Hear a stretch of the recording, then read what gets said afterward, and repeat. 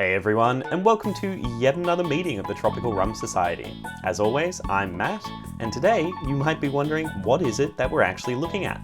Now usually you'd probably be able to know either from the bottle sitting here, or the thumbnail, or even just the title, but today I'm leaving it out of all of those just to keep a little bit of suspense. Like I said, no rum here on the table. Where could it be? Well, it's actually in my pocket right here. It's a tiny, tiny little bottle because when I was coming back from Hawaii quite some time ago, I tried to maximize how many things I could try by getting essentially really small samples. We have a limit here of 2.25 liters that you can bring back into Australia. So smaller bottles means that you can have more variety.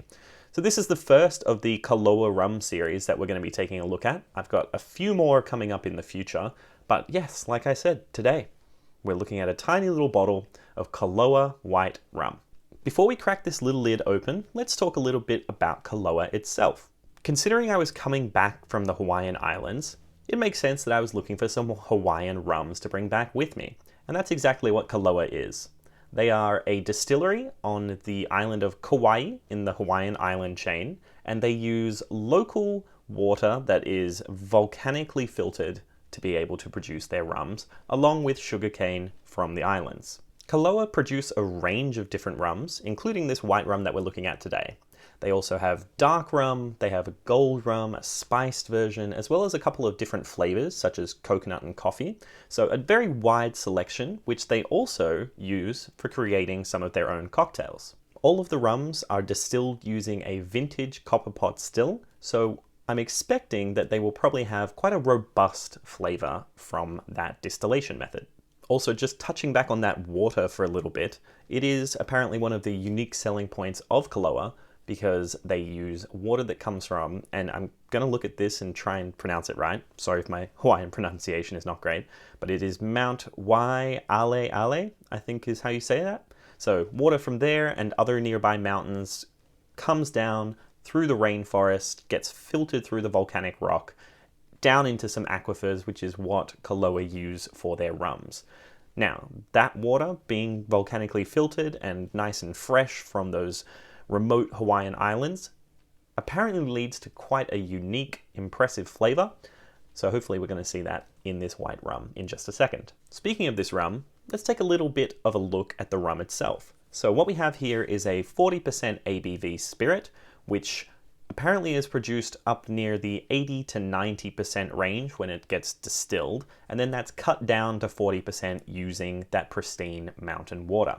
Like I said, this is twice distilled in that vintage copper pot still, but something that I'm a little bit confused on is what the actual base of it is.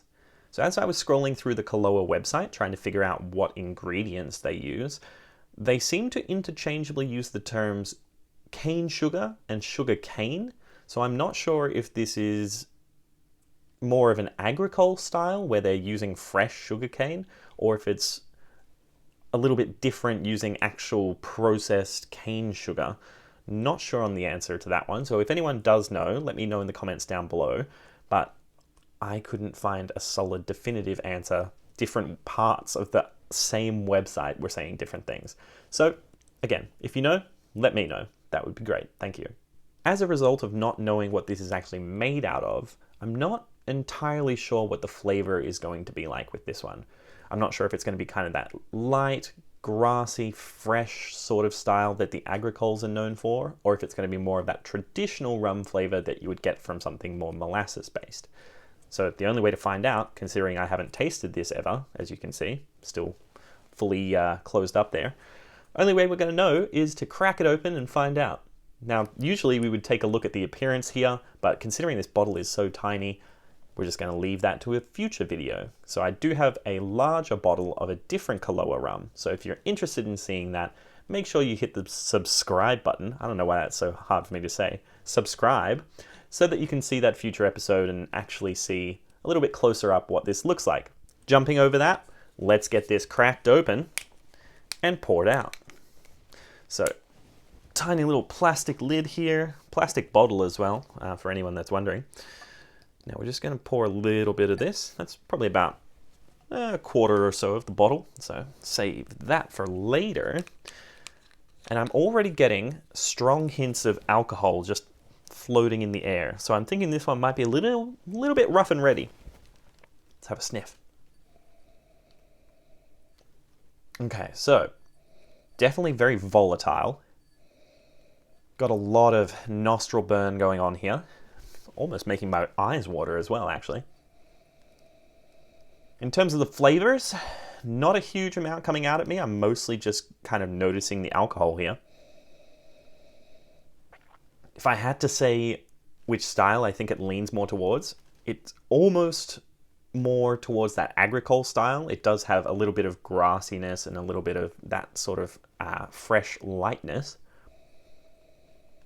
But I'm not sure if that's just my brain thinking that based on what I read on the website.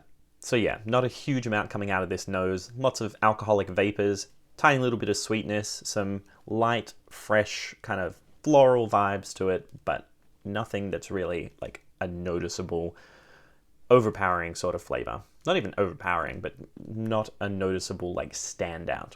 So let's jump into the taste, see how that goes.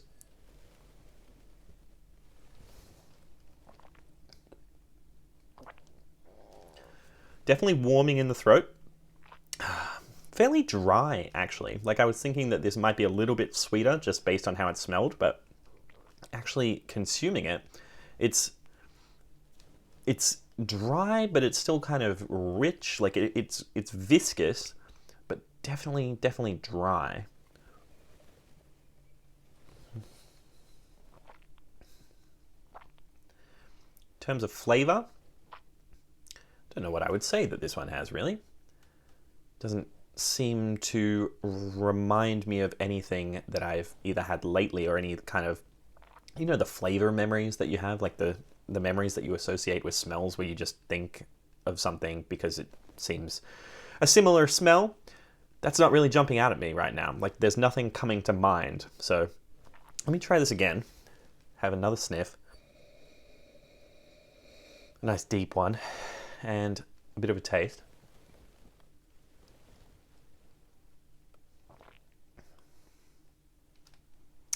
Yeah, there's definitely nothing coming to mind. Like if you've seen videos in the past, you've probably noticed me being like, this reminds me of this particular memory. I don't have that for this.